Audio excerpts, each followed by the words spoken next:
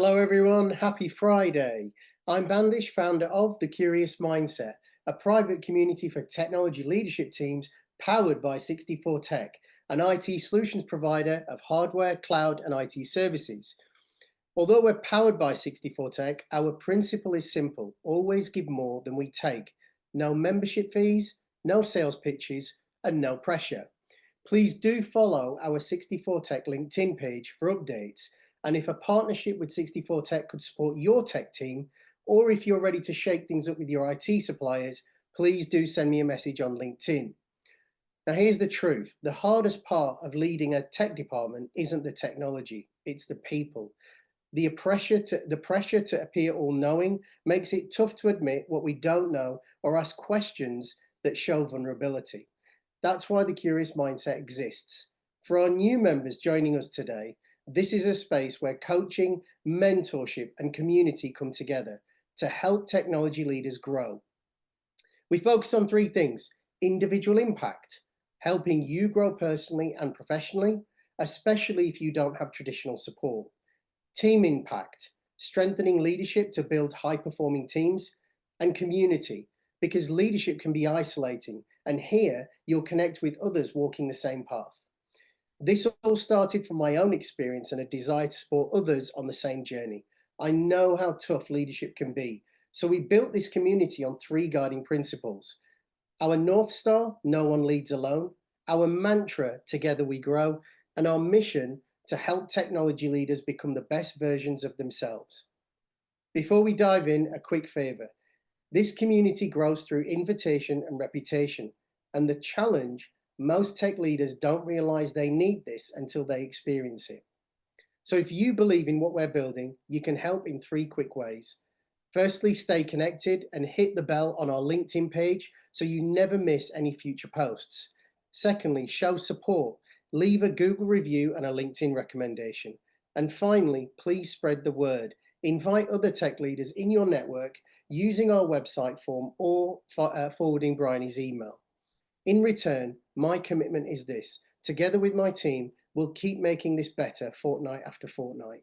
We'll listen to your feedback and shape this around what matters to you the most. Thank you. Now, it's my pleasure to introduce today's speakers: our resident host, Andy McMenemy; for our Q&A, our technology leader co-host, Steve Maxwell; and our very special guest, Stephen Morris. Bandish, thank you so much for that great introduction. It's great to see you again 2 weeks down the line, and thank you for your continued support through 64 Tech. You know, it's only through your generosity and 64 Tech's initiative to support the community that we can actually be here, and we continue week on week, month on month, to bring great guest speakers that can give us the cutting edge insights to leadership. So thank you so much, and please continue to support us. It's my very great pleasure to introduce you all today to Stephen E. Morris. Stephen is the author of Leaders, Believers and Expert Deceivers. And having had a brief chat to him before we came on air, Stephen, I'm really curious to understand what conclusions you drew from your research that you present in your book. Please help us to understand, Stephen, how is AI impacting on leadership? Thank you very much for the introduction, Andy, and Bandish too. And thank you for giving me the space to come and talk with this community this afternoon. I'm quite excited to see where the conversation goes. Perhaps a place to start, because I think I'd like to kind of lead up to AI, because I think that there's a little bit of homework almost, as it were, to do in advance. So I just ever so briefly, my background and the reason I'm here at all, I suppose, I began in a sort of cloud computing space, and very much echoing the words of Bandish there, discovered very quickly that the technology bit was more or less straightforward, more or less. The people bit that wrapped around that, especially when you couldn't predict what was going to happen this afternoon, let alone, next month, that was the thing that was difficult. And of course, so I was pursuing the same normal things. I wanted more efficiency, more impact, fewer faults, definitely, on platforms. So higher uptime, availability, etc., lower cost, happier teams, that sort of thing. And I went through that. I went through many years of reading, I don't know how many books, attending courses, trying to find the right way to do this stuff, with an idea that there was one out there. So kind of you name it, I think I've probably read it at some point, from authentic to visionary to servant transformational, blah, blah, blah, blah, but all the way through to ways of handling change, delivering projects, programs, and so on. And I had some success in that. Retrospectively, some success that I've got no idea how I achieved at all, and also some things which definitely didn't stick. I, I guess we're all familiar with the big consultant sort of stuff. I had a look at this actually the other day. BCG, McKinsey, and Deloitte reckon that 70% of transformations currently fail. PwC and Gartner up that to 75, and Bain put it at 88% that fail. I think probably personally, I'm more tempted to listen to Vic Reeves with his sort of 88.2% of all statistics are made up on the spot, because I think that's probably where they came from. But I have definitely seen and overseen change failure, delivery failure, service failure, morale failures. And when you scratch the surface off, and it's not because I wasn't or we weren't the grand leaders, these are all sorts of obscure things that sent me on this journey. Watching someone who for 18 months had been printing out a daily routine, which printed 20 sheets of paper, and then they shredded 19 because a while ago in an ISO 27001 audit, they got told not to leave paper around. And that was sort of the end of it, which seemed bonkers. But then probably the thing that promoted me to, or encouraged me to write the book, was actually an experience I had working with a bank in Eastern Europe, where I met I was working there teaching some troubleshooting practice to some engineers in a NOC, and one of them did really well, so fairly standard stuff. I got a bottle of champagne as I went through customs and a certificate, but I met one of the senior leaders that day. So I thought, better idea, you give that person the champagne and, it'll encourage the program. I was expecting to be told to go away and do it myself, Stephen, or to just, sure, of course. But I ended up in a sort of 20-minute conversation, which started with this person saying, oh, well, how do I do that? And it completely kind of floored me, this gap, which is kind of how I ended up getting into the world of research of the book. If you're okay with me carrying on, Andy, I'll just kind of get to the point of the three major conclusions. Because as I say, this is homework. I promise to the audience here to get to AI as we get there. But I think this is important groundwork. I'm fascinated, yeah. Thank you, Andy. Thank you, Andy. I haven't paid you to say that either, so that's good. So the three major conclusions, really, that I got to in the book. This is, by the way, after I started trying to write a book about the right way to lead, and then kind of destroyed it because I disagreed with myself. So in this book, the three conclusions I got to: first of all, that there's no historical model for success in leadership at all. So very, very brief history. Before the sort of 20th century, the sort of major idea of leadership was this great man theory, which was written down by a guy called Thomas Carlyle, a Scottish philosopher and essayist. You can find his book on archive.org and you can see it there. But he effectively promoted the idea that all you've got to do, in his case, in a country, is find the right man, because of course it's a man. And then once you've found him, that's all you need to do. And I can quote him directly, actually, because I've got that here. Find in any country the ablest man that exists there, raise him to the supreme place and loyally reverence him. You have a perfect government for that country. Now, of course, there probably are still some people in the world that believe that sort of thing. And if we find the right person, we're there. But obviously, as I see, you're smiling as well, because there's clearly not even the greatest of the great leaders that we might imagine have all got their faults. And especially when you start to study them, whether that's Alexander the Great, Nelson, well, frankly, everybody has got sort of good and bad sides. So the industry moved into looking at traits then, and a little bit about behaviors as we moved into sort of the 1960s. So this was the idea that, instead of finding the exact guy for the job, a la Carlyle, we instead want to find the right traits. So insightfulness, for example, in a person, or strength of character, whatever these things might be.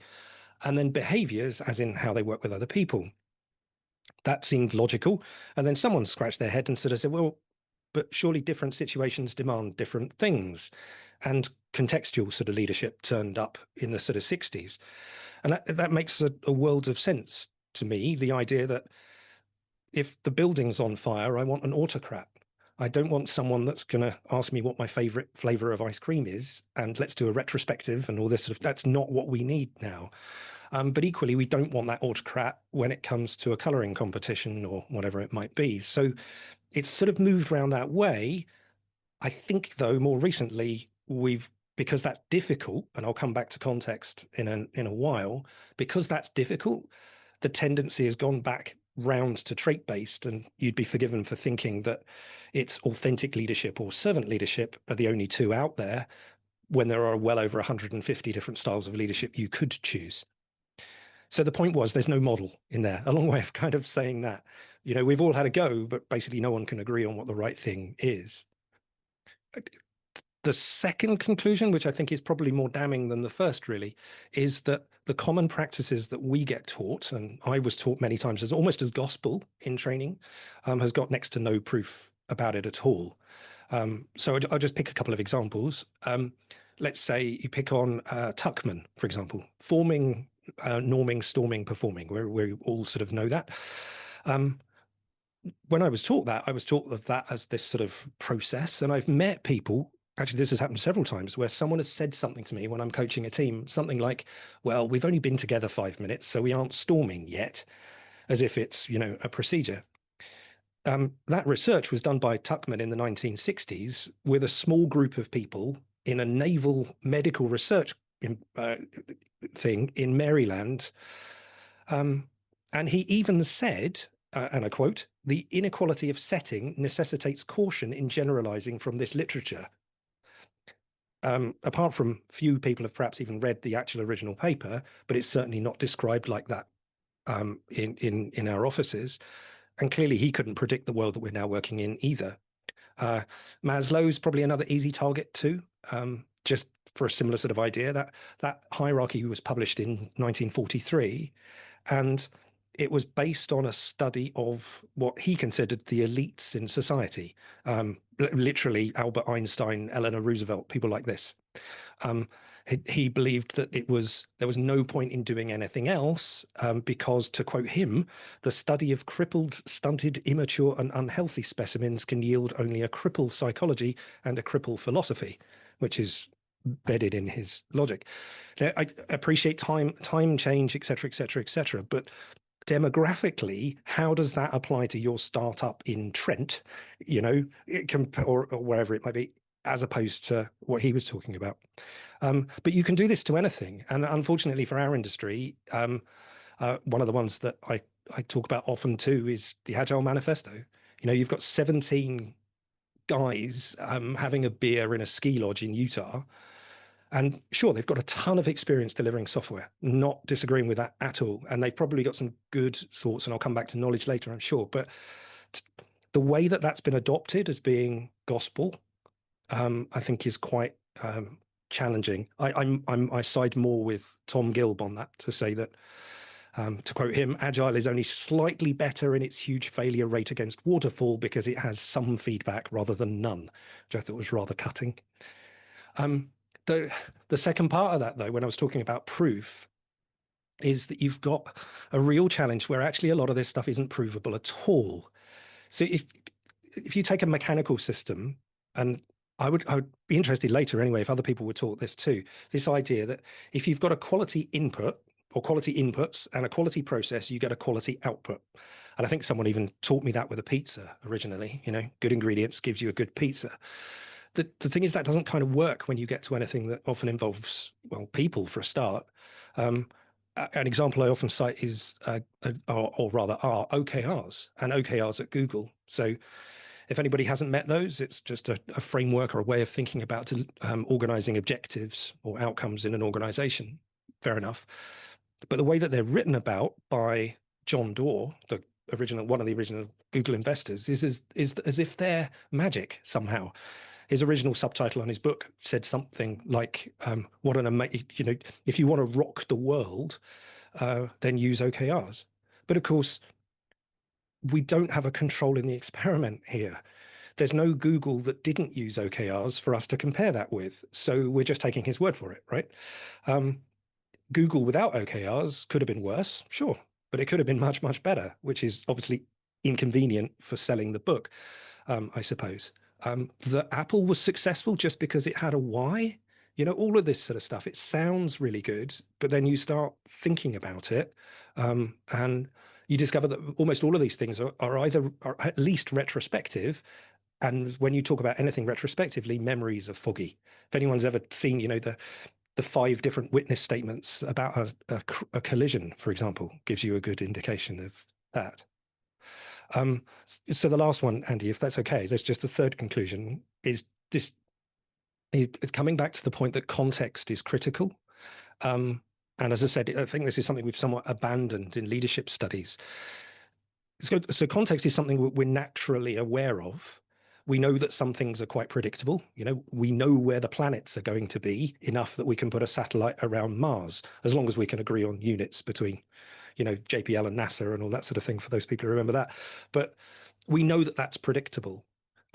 We also know that doing something like people are suggesting reintroducing wolves into the Scottish Highlands, we know that we've got a sense of what might happen, but we just don't know. It's going to be unpredictable if we do. And just to kind of illustrate the point about context a bit, actually, are you okay if I just ask the audience something? Okay, just do a little quick exercise here. I just invite everybody in the room to imagine an eagle, please. Okay, and then could I just get could someone volunteer, please, and just let me know what it was that they were thinking about, either in the chat or shout out loud. A white-tailed eagle soaring in the sky. A white-tailed eagle soaring. Thank you very much. Who had something else? I was thinking about a brown eagle with the obviously full wings abreast and flying in the sky, gliding along. Golden eagle, and I'm seeing a load coming in on chat as well. Okay. I shan't patronize you with dragging this out too far. Oh, Hotel California. Thank you very much. You've almost stolen my joke, Phil, with that one. Thank you very much.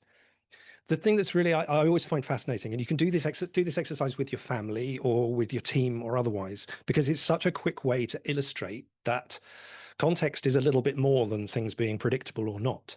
The way that you answer that question is based on your own experiences, your own understanding, and so on. And the image that everybody has in the room will always be different. You can kind of guarantee it. In this kind of case, just as Phil suggested, we could quite easily bring that image and that idea together by saying, actually, no, I was thinking about Don Henley, one of the founding members of the Eagles, rather than an actual eagle. But then everybody in this conversation has now we've sort of made some sense together of what it is that we're talking about. The challenge, of course, is that's so much harder when you say customer success, or we're going to become an innovative organization. We can't agree on what an eagle is when we say those words out loud. So what chance have we got then? And this is, as I say, another type of context. But that goes quite a long way down, and there are academically at least 15 different types of context that can affect what happens. The sort of extension of that, and I'll sort of conclude that really there, but the extension of that is, in an organization of any kind, there are multiple different contexts at play, and taking beliefs like the things I was talking about, the models for success previously, saying that top-down sort of Taylorist autocratic kind of leadership is always wrong and open collaborative leadership is always right, it is going to be false, because in an organization you're going to have different parts. There are going to be fires in some places and coloring competitions kind of in others, and an organization has a breadth of those contexts that we miss out on if we just apply things fundamentally.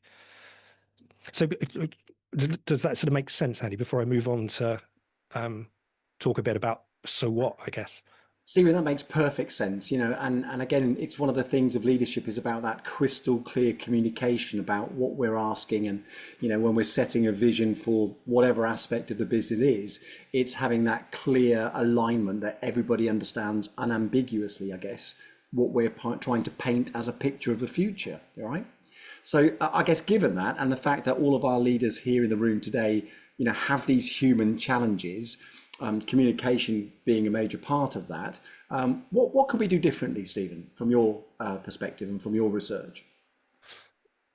Sure. So that's an excellent way of framing it. So communication, I suppose, just as a sort of a throwaway comment, as we've kind of just discovered with that eagle exercise, just saying that this is our strategy, you've got no control at all of what is heard and what is understood by the people you've just said that to. So that is never going to be enough. And that's a pretty good place to start. Yeah, the misnomer of communication is that it's actually taken part, right? Absolutely, absolutely. And it's a lot more complicated than just saying it louder and saying it more frequently. As I kind of so in the book, really at this point, I sort of set up a challenge to say that if you've got two choices really. You can either ignore everything I've said, go and pick up a book by Patrick Lencioni, or read David Marquet again, or just bring in a big consultant into your organization. Or if you subscribe to that idea that context is important, then the way that I approach this is with a thing called sense making, which is I've discovered it's a fairly lesser known term, but it's one of those things that's simultaneously very easy and also very deep, because there's a large sort of academic background. And there are some people that have basically made it their entire career to study sense making as a thing. And it's not something, unlike being told that Maslow is important in a training course, that we tend to get taught about, which is such a shame. But what sense making is, sort of academically at least, is the sort of continuous creation and negotiation of a coherent sort of meaning. So understanding, just that little eagle example, right? We by discussing it, we could get to a point of saying, okay, broadly, everyone in this room, to your point about communication, understands that I was talking about the drummer from the Eagles rather than anything else. And that's maybe easy to do.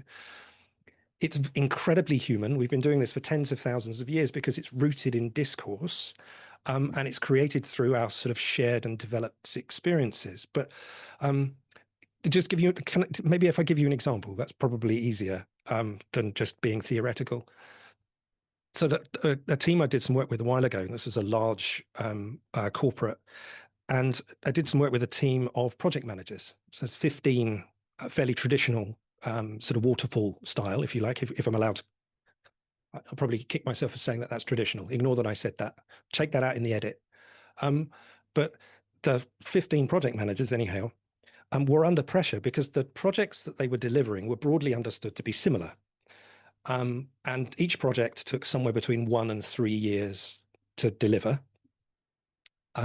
Effectively, depending on the size of the client request, it took that time. But there was a sort of a senior leadership, somewhat autocratic threat to say to this team, you've really got to deal with those 3 or 4 project managers that clearly always take longer than the others and always cost us more. What are you doing? Fix it. And the guy that was leading it approached me to say, well, can you help, Stephen? But we, in the organization, they were just doing a large agile adoption. So bringing agile ways of working and specifically Scrum into many teams across the organization. What I managed to do, though, instead of just saying, okay, let's try Scrum and see if that makes a difference to your team, bearing in mind that this is a team of people who don't know how to use this stuff in the first place, I persuaded them to run an exercise with me. And as a team, as the whole group, we took a look at the core work of these projects that were taking place and thought about them in terms of their volatility. So literally that, how often are they likely to go wrong, or what's their propensity to sort of explode, and the cost to the organizer, or cost in cash terms if they do. Cutting to the chase, that exercise, which we did in a matter of a few hours, actually gave them a sense of, just like the eagle, it gave them a sense of what it was that was really going on in terms of work. They understood better about how each of them thought about those kind of components of work. And we managed to see that some things basically weren't volatile at all. And then some other things were hugely volatile and would quite often go wrong.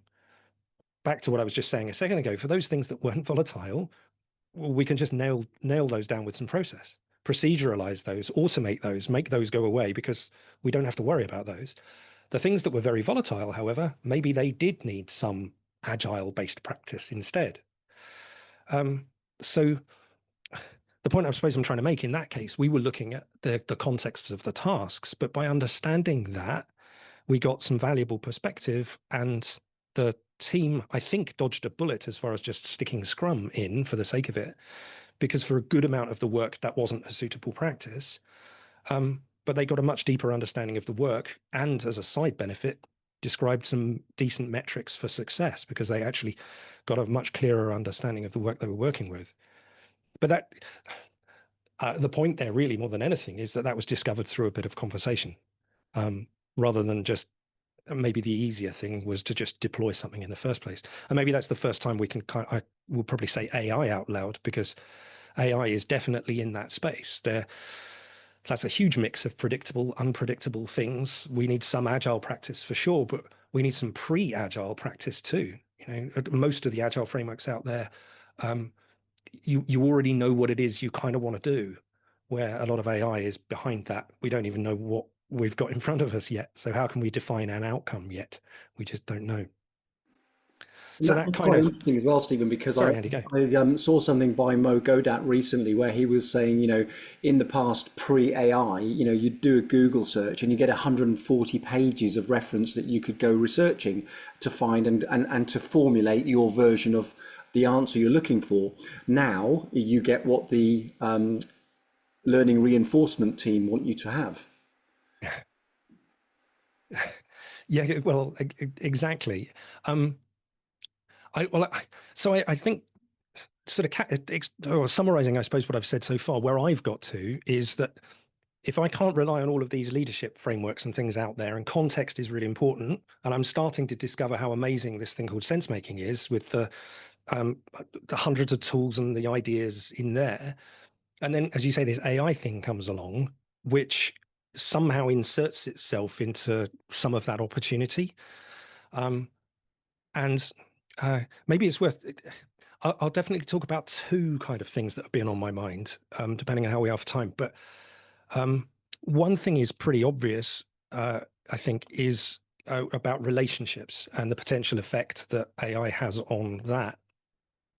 If you're following me and you agree that context is important and sense making, therefore, is a method of getting there, the discourse is the journey, if you like. So take the analogy of Everest. If you imagine, you've probably heard this thing before, but you imagine you've got two teams. One team climbs to the summit and another team gets the helicopter. Intrinsically or sort of naturally, we've got a sense that the team that climbed have got something that the team that took the helicopter never will, because they've had a chance to share experience, to learn about each other. Imagine you've got a leader in there as well. The leader's got a chance to gauge the capability of the other climbers. You've got, you could extend that metaphor for quite a long way. AI in that sense has got a real risk, if we're using it that way, to prevent us having those relationships. An example I saw, which is in a paper by Gary Klein recently, was talking about AI being used in pre-mortems.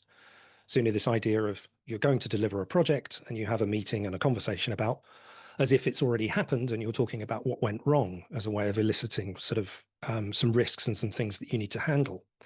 AI, turns out, generative AI is very good at that. Tell it about a project you're going to do, and it will tell you everything that could go wrong, and there you go, done. But just like the Everest example, you're missing a trick, because anything from, well, according to Gary Klein, everything from the cohesion in the team, the chance to calibrate, the chance for us to all understand what the eagle is, that's gone. We miss nuance. Like I've definitely seen those kind of exercises done where something that comes up is like Bill is unreliable when it comes to this sort of stuff. Apologies, I can't see if anyone on the call is called Bill. I'm not talking about you if you are. But that stuff is obviously missing. And we miss a chance to develop cultural norms in our organization. Like talking about what could go wrong is a good way of maybe encouraging candid sort of conversation between teams. So that's definitely one big thing. I think there's a bigger problem and with AI in terms of teams. And I think this is something that we all need to be thinking about much more, is that I think as a society, we already underestimate tacit knowledge that exists inside organizations. You see that with these sort of very sort of black and white organizational redesigns and things. But that tacit knowledge, that mix of all of your experience that's brought you to a point, your conclusions, your mistakes, your inferences, the inductions you're making, all of that stuff that get you there has a massive influence on the decisions that you make. And more data has definitely never been a way of making better decisions. Better decisions are often made by this sort of tacit stuff. So a simple example, imagine you're watching a cricket match at the moment, right? And someone just, don't worry, I'm not going to illustrate it with any more forcefully, but a ball has just been struck, let's say at about, I'll give you theta at 45 degrees, right? As you're watching it, you're going to be able to increasingly, as the ball travels, know whether or not a fielder is going to be able to catch that ball. What you aren't doing is sitting there remembering that y equals x tan theta minus gx squared over 2v squared cos squared theta to work out whether or not that's going to happen, because you've experienced it and you can see that for yourself. Possibly the best example of this, have you heard of Danny Way at any point, the skateboarder? There's a lovely thing, sporting pioneer he's described as, which is probably true, given that he was the first person to jump the Great Wall of China on a skateboard, as you do. But the story goes, or at least according to Danny, when he first stood at the top of the ramp, which is 20 meters high, right? So this is not a small thing. And he stood at the top of this thing as they were thinking, for practice or whatever. And he said, I'm not going to make it. It's not high enough. And he got into a fight with the engineers, or a disagreement at least, to say, no, we've done the maths. We know, we know how much you weigh. We understand it all. And he was adamant, not going to make it. In the end, bowed to their expertise and went down the ramp. And unfortunately, a few minutes later, or a few seconds later, he smashed into the landing lip at about 80 kilometers an hour, breaking his ankle. Fascinatingly, and if any sport is going to be quite heavy metal, it's going to be skateboarding. So he was pumped full of painkillers, numbed and so on, and sort of carried on the next day with this thing. And they added an extra kick ramp to the top of this 20 meters, which was less than a meter high. And he went on to cleanly jump it 5 times, doing tricks on the last few as he went across. With a broken ankle. With a broken ankle, yeah. Well, as I say, so heavy metal and all that, right? This is Danny Way. If you've never seen the video of Danny Way doing that, it's kind of bonkers. But that sort of tacit knowledge that Danny had in that example, or that thing about watching a cricket ball fly, or when what's his name, Captain Sully ditched the plane into the Hudson, rather than following the data that said go to the airport, which would have probably hurt a number of people. That's tacit knowledge. We already know that Google has, this is just the search engine, has negative effects on our memory. GPS has spatial effects on effects on our spatial memory. And a new term, which I hadn't heard until recently, was that move over technical debt, we've now got cognitive debt accumulating in organizations as people are beginning to use AI. But here's a kind of really practical point, and this is something I'm really curious about. What happens when you go and employ an engineer, let's say in 2 years' time? So what are you employing? Are you at that point employing an engineer who was successful in part because of the AI environment in their organization? And I've got no answer to that question at all. It's purely a curiosity right now. But the theory is, if we're bringing someone over that way, then maybe there's something missing. So I think this is why AI implementations in organizations are so important or rather why sense making is so important in this sort of AI implementation, because there are so many edges to this stuff, opportunities, in their tens of thousands, but equally risks that we just don't know what we don't know. And I think that's truly where sense making might kind of help us get somewhere, more conversation. It's absolutely fascinating, Stephen, because there's a lot of analogies there. I mean, I spent some time in the hills recently with people that use their phones to navigate, but when they drop the phone and the phone is damaged, they're no longer capable of navigating. And I guess that's what you're saying here is, we still need to have the intrinsic human skills of being able to do the work and not relying upon it. It is a tool to be used to support, but it shouldn't be the only thing that we use, right? Yeah, absolutely. I mean, I think that's a challenge or a question to all in the room anyhow, is how, as you adopt AI capabilities, what can you do to safeguard the human expertise while you're exploiting the opportunities and the advances that AI gives you? In time, we'll maybe answer those questions. There will be some good practice that somehow comes out of the woodwork, but right now, I'm certainly a little bit worried. I'm worried that in a world where we weren't talking to each other enough already, we've now got another reason we should be. Yeah, I love that cognitive debt piece. That's something I'm definitely going to do some research around, because that is actually fascinating. And we see it now. There's been a number of programs recently where, teenagers, for example, have had their tech removed and what it's doing to their emotional state and it's, the way it makes them feel. So it is fascinating. I think, as probably somebody a bit more mature in age, it's always been my default, but I recognize that the younger generations coming through now have never had a workplace without, a phone attached to their hand, without tech. Yeah. And there's probably a last very small point in there, which is just about trust. If I've got a moment to just add that too, that there's been quite a lot of research done on this over the years anyway, about adoption of systems and users, whether that's operators or otherwise, needing to trust the system in order to use it.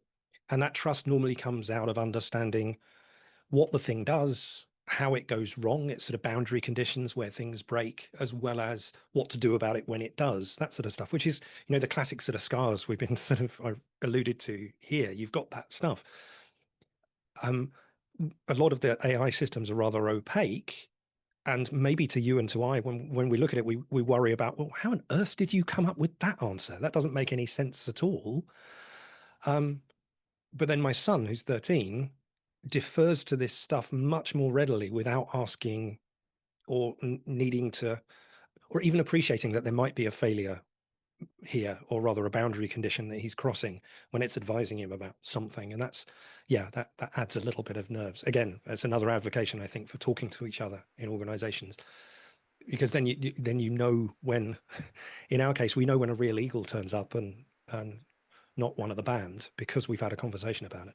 Yeah, I love that. It's something I used to use before. You introduced the concept of a sense check, and I used to use a sanity check as, let's make sure we're absolutely happy with the logic that we're putting forward here. Have we tested it from all different angles? What's the different perceptions before we present it? So, Stephen, thank you so much. That's been fascinating. I mean that sincerely. I've got some research to do, having a look at Danny Wade for a start. No, but also the books. That's a very good Friday afternoon video to watch, that's for sure. Thank you. And at this point, if I may, I'd like to hand over to our resident tech leader, Steve, who will field some questions. I know Steve will have some of his own, but Steve, over to you, my friend. Thanks.